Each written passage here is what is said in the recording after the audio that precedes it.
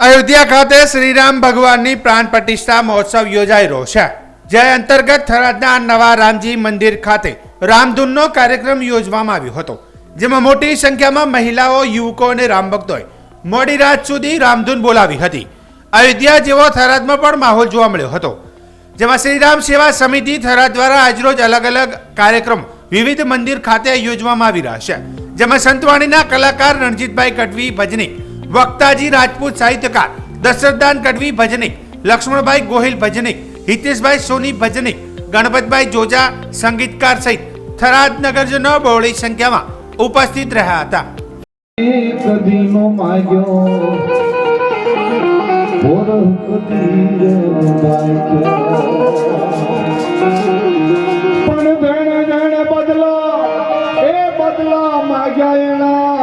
મોટા પડી ગયા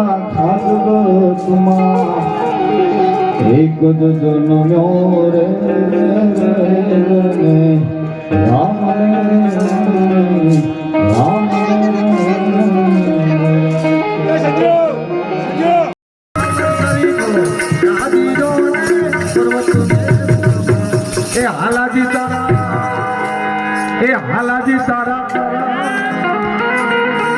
હાલાજી તારા હાથ ને વખત